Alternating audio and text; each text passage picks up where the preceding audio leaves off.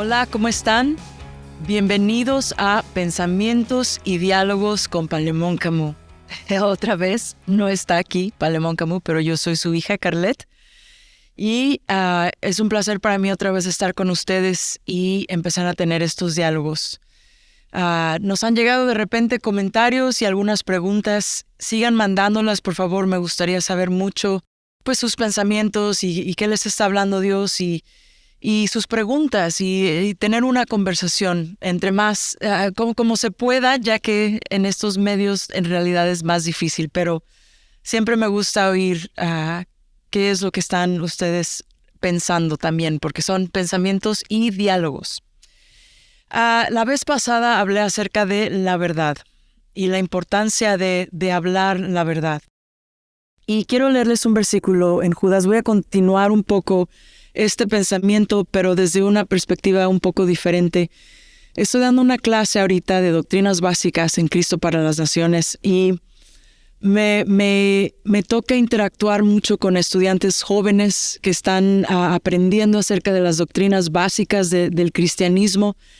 Y una pregunta que ha salido continuamente a través de la clase es: ¿por qué no podemos simplemente creer una fe sencilla? ¿Por qué tenemos que estudiar todas estas cosas? Quiero leerles este versículo y algunos otros y vamos a platicar de esto. ¿Por qué es importante la doctrina y la sana doctrina? En Judas 3 dice, Judas nada más tiene un capítulo, entonces Judas 3 es el versículo del único capítulo de Judas. Dice: Amados, por el gran empeño que tenía en escribirles acerca de nuestra común salvación, he sentido la necesidad de escribirles exhortándolos a luchar ardientemente por la fe que de una vez para siempre fue entregada a los santos.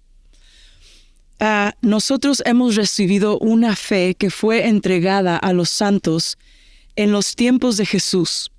Jesús es la revelación final de Dios para nosotros, en el sentido de que con Jesús y los apóstoles el canon de la Biblia se cierra. No quiere decir que tú y yo no tenemos al Espíritu Santo que nos ilumina su palabra para darnos una revelación de Dios en nuestro corazón, en donde nosotros podamos conocer a Dios y no nada más conocer de Dios. Esa es la obra del Espíritu Santo en nuestro corazón, en nuestro espíritu. Y la Biblia nos dice que Él mandó al Espíritu Santo. Jesús dijo: les conviene que yo me vaya, que regrese al Padre, porque así vendrá el Espíritu, el Consolador, que iba a habitar, a morar en nosotros, y que era la promesa de aquel que iba a venir a escribir su ley en nuestros corazones. Pero el Espíritu Santo obra dentro de nosotros y lo podemos hablar esto de una manera, es una experiencia subjetiva, existencial, o sea, es una experiencia, escuchamos su voz. Pero ¿cómo sabemos si estamos escuchando la voz del Espíritu o otra voz? Dios no nada más nos ha dejado a su Espíritu Santo, pero también nos ha dejado su palabra. Y la palabra de Dios fue escrita por hombres a través de la historia, inspirados por el Espíritu Santo. Entonces, el autor final o último de la Biblia es el Espíritu Santo.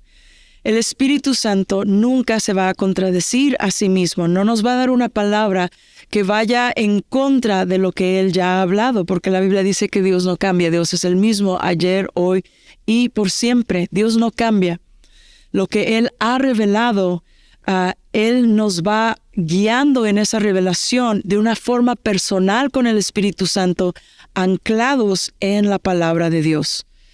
Y aquí Judas habla acerca de él quería hablar de una cosa, pero sintió el exhortarlos a luchar ardientemente por la fe que de una vez para siempre fue entregada a los santos.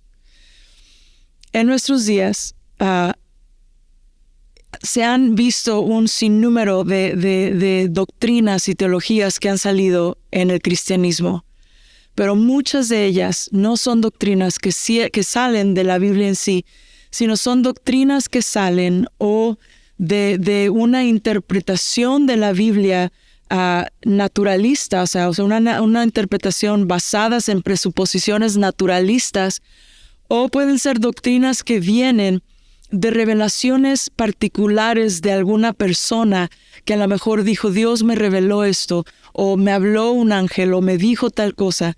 Pero ¿cómo podemos saber si lo que esta persona está diciendo es en realidad revelación de Dios o no? La Biblia nos dice que aunque viniera un ángel a decirnos, a darnos otro evangelio distinto al que ya se nos dio, que no lo consideremos anatema, o sea, que ni siquiera consideremos estas palabras. Es muy común en nuestro día, una de las preguntas que ha salido es esa, ¿no? De los estudiantes, porque muchos cristianos se han cansado también de los pleitos que ven entre las diferentes opiniones doctrinales, de las diferentes formas de entender la teología. Y sí hay muchos pleitos, hay muchas cosas que son incómodos y mucha gente no quiere sentir esa incomodidad, no quiere meterse, quieren amar nada más, quieren amar nada más. Y yo entiendo ese sentimiento. Y mi deseo jamás es pelearme con alguien por una diferencia de doctrina. Sin embargo, lo que yo he animado a mis estudiantes y lo que me gustaría animarles a ustedes es esto. Cuando ellos me hacen estas preguntas, mi respuesta para ellos es, si tú puedes habitar en una fe sencilla, sin meterte en tratar de entender las diferencias doctrinales y todas estas cosas, tienes que considerar qué quiere decir esa fe sencilla. No es una fe floja, no es una fe que nada más no piensa o que no quiere hacer nada o que nada más quiere dejar que Dios haga. Porque lo que tenemos que entender es que todas nuestras acciones tienen consecuencias, todos nuestros pensamientos tienen consecuencias, todas nuestras ideas tienen consecuencias. Hay un dicho que ahorita no sé si lo voy a decir exactamente bien, pero todos tus pensamientos se vuelven en hábitos, todos tus hábitos se vuelven en tu estilo de vida y tu estilo de vida se vuelve en la conclusión de lo que llega a ser tu vida. Yo sé que no es exactamente así el dicho, pero ese es el principio del dicho, es que lo que tú estás pensando va a impactar cómo vas a vivir. Y conforme tú vas viviendo y desarrollando hábitos de vida, tu vida va a llegar a algún lugar. Pablo, otra vez, les recuerdo este versículo que les mencioné la vez pasada, que Pablo nos dice que tú y yo no debemos de ser como aquellos que pelean, como dando golpes en el aire, o como aquellos que corren una carrera sin saber que estamos yendo hacia una meta específica. Una de las enseñanzas en la teología en las que estamos viendo ahorita, nosotros estamos viendo la antropología bíblica, quién es el hombre, qué es el hombre y qué es lo que requiere Dios del hombre. Una de las formas en las que se enseñan a los cristianos en los credos y en las confesiones es qué es el propósito del hombre. Y el propósito del hombre es glorificar a Dios y disfrutarlo para siempre. Es un pensamiento sencillo para entender lo que la Biblia nos dice acerca de quién es Dios y quién es el hombre y qué es la responsabilidad del hombre ante Dios. Glorificar a Dios y disfrutarlo por siempre. Y quiero leerles este versículo. En Hebreos 13, otra vez, aquí está el autor del libro de Hebreos, diciéndole a los cristianos en ese tiempo, permanezcan en el amor fraternal, no se olviden de mostrar hospitalidad, porque para ellos algunos sin saberlo hospedaron ángeles. Acuérdense de los presos como si estuvieran presos con ellos y de los maltratados, puesto que también ustedes están en el cuerpo. Sea el matrimonio honroso en todo y el lecho matrimonial sin deshonra, porque los inmorales y los adúlteros los juzgará Dios. Sea el carácter de ustedes sin avaricia, contentos con lo que tienen, porque Él mismo ha dicho, nunca te dejaré ni te desampararé. De manera que decimos confiadamente, el Señor es el que me ayuda, no temeré. ¿Qué podrá hacerme el hombre? Vamos a parar ahí y vamos a hablar de una cosa. Muchos cristianos preguntan, ¿cuál es la voluntad de Dios para mi vida? Aquí vemos la voluntad de Dios para la vida del cristiano. Permanecer en el amor fraternal, no olvidarnos de mostrar hospitalidad, acordarnos de los presos y de los maltratados, y todas estas cosas, y evitar el amor al dinero, porque creemos que Dios está con nosotros. Todas estas cosas son cosas que se hablan a través de la Biblia de diferente forma, pero en nuestros días, muchas de estas cosas se han ido como a decir, bueno, es que esto es algo, es muy religioso. Nosotros no somos religiosos, nosotros somos libres. Entonces, pero yo creo que Dios tiene una voluntad para mi vida que me va a llevar a esto y el otro, y han habido doctrinas y teologías que se han creado alrededor de un cristianismo muy humanista, que eleva al hombre a un lugar en donde no considera su posición delante de Dios. Les comentaba a mis estudiantes que yo tengo 2 clases, una es la de doctrinas y la otra es la de apologética. Mis estudiantes en apologética les hice hacer entrevistas en donde les preguntaron a 3 o 4 personas qué es lo que creen acerca del origen del universo y del hombre, de dónde viene el hombre, de dónde viene el universo. ¿Qué es lo que creen acerca del significado del hombre? ¿Tenemos significado? ¿Qué quiere decir la vida? ¿Estamos aquí por alguna razón? ¿Qué crees acerca de la moralidad? ¿Hay alguna moralidad objetiva o cada quien define su propia moralidad? ¿Y cuál es el fin de la vida? O sea, después de que tú mueres en este mundo, ¿qué es lo que pasa contigo? ¿Hay algo más allá de la vida? Y una de las cosas que se sorprendieron mis estudiantes al regresar es las respuestas, especialmente de muchos que se decían ser cristianos. Y una de las preguntas en la moralidad que a mí que no me sorprendió en realidad porque ya lo he visto mucho, pero me volvió a recordar al leer los trabajos que entregaron, volví a recordarme de este principio. Muchos cristianos que tratan la moralidad de igual forma como la trata el resto del mundo. ¿Cuál es la moralidad? Y ellos hablaron acerca de hacer el bien al prójimo, de ser bondadosos, de hacer estas cosas. Y todo esto está bien, la Biblia nos habla de esto, permanezcan en el amor fraternal. Pero a muchos de ellos se les olvidó mencionar el principio de la moralidad. O sea, Jesús nos dice que toda la ley y los profetas se resumen en este mandamiento. Amarás al Señor tu Dios con todo tu corazón, toda tu mente, toda tu alma y todas tus fuerzas, y a tu prójimo como a ti mismo. Y esto que Jesús dice inicia primero con la responsabilidad del hombre para con Dios, antes de la responsabilidad del hombre para con el hombre. Hemos bajado la moralidad simplemente a un plano humanista en donde hacer el bien se define de acuerdo a no perjudicar a otra persona. Ese es el valor más alto de la moralidad humana ahorita. Si no haces daño, haz lo que quieras, vive tu vida como tú quieras, conforme que no estás haciendo daño a otra persona.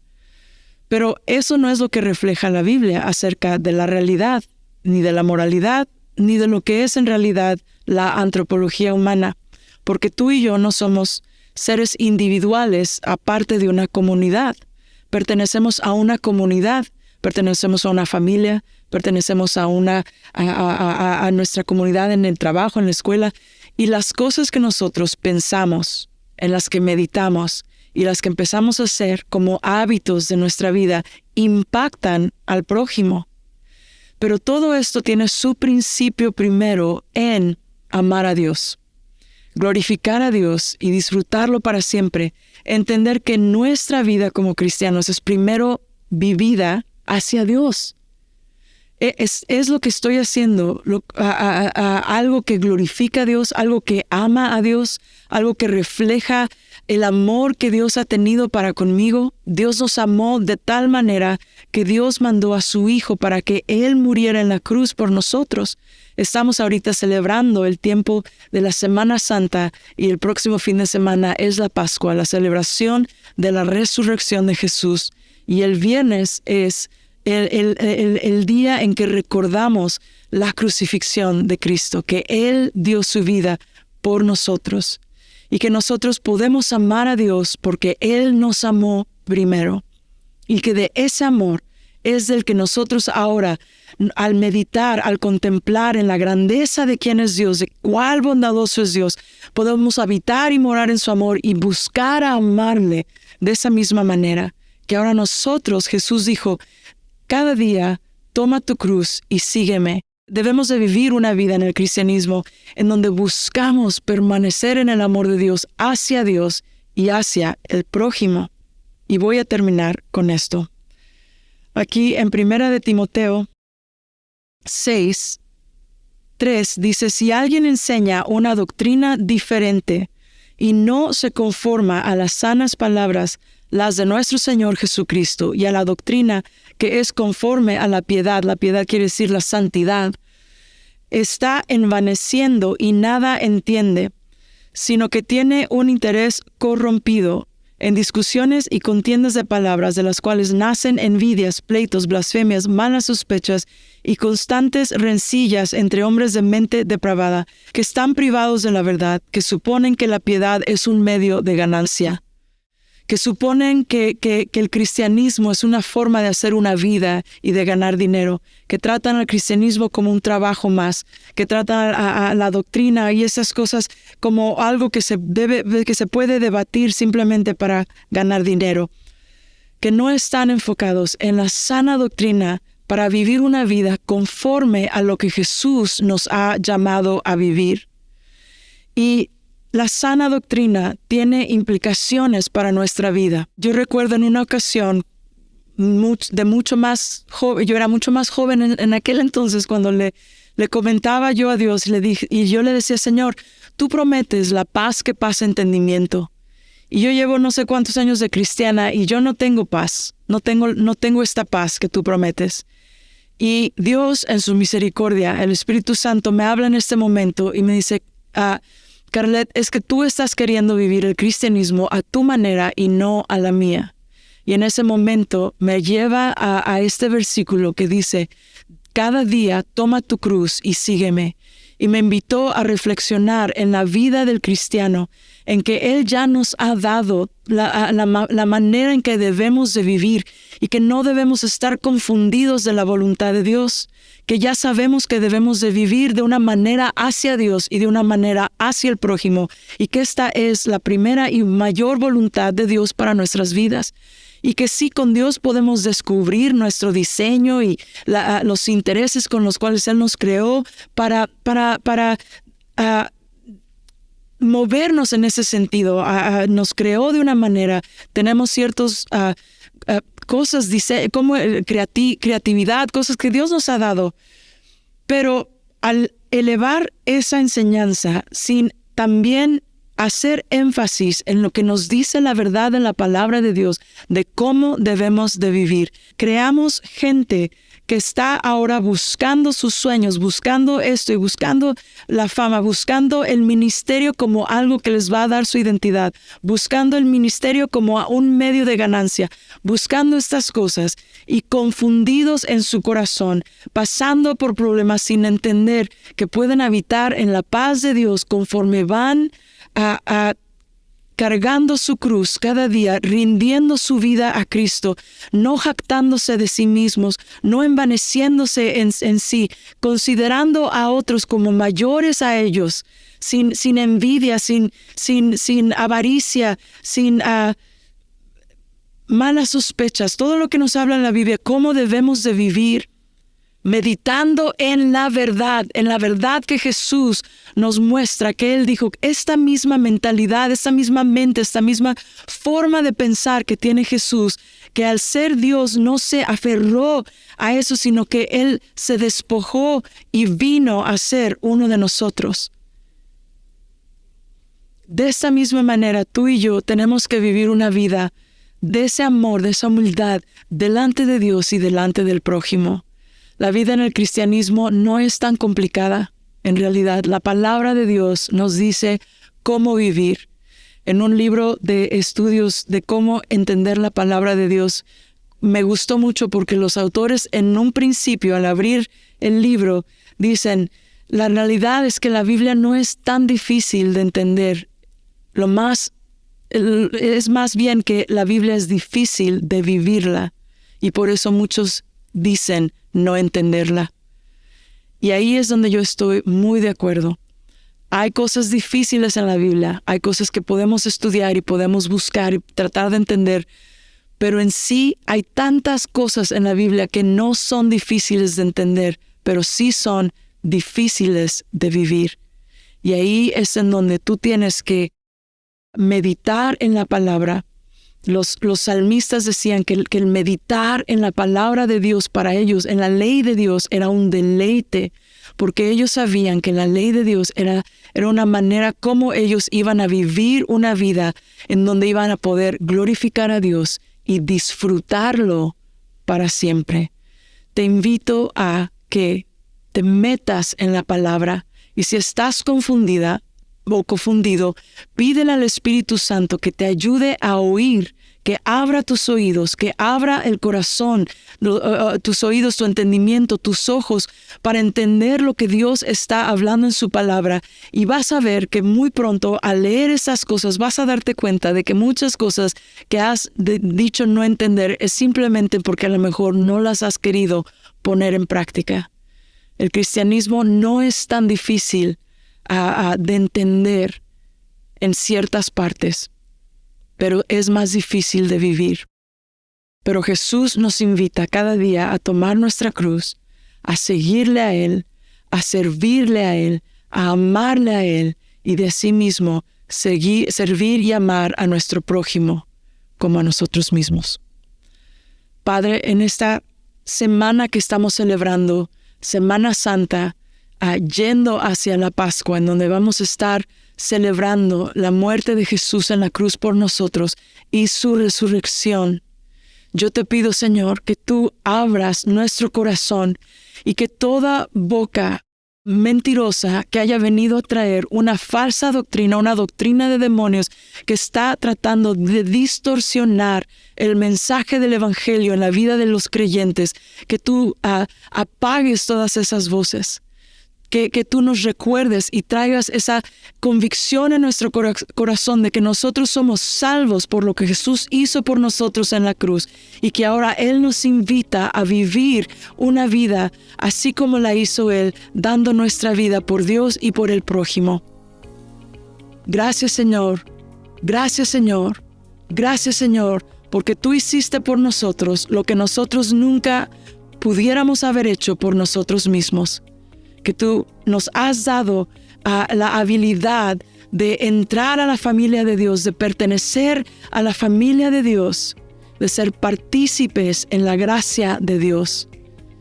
Gracias, Señor. Y si tú por primera vez estás oyendo esto y tu corazón está ardiendo y quieres conocer a este Jesús, yo te invito a que ores conmigo y le digas: Jesús, yo quiero conocerte. Yo quiero entender quién eres tú. Abre mis ojos, entra en mi corazón y sé tú el Señor de mi vida. En el nombre de Jesús. Gracias, Señor. Amén.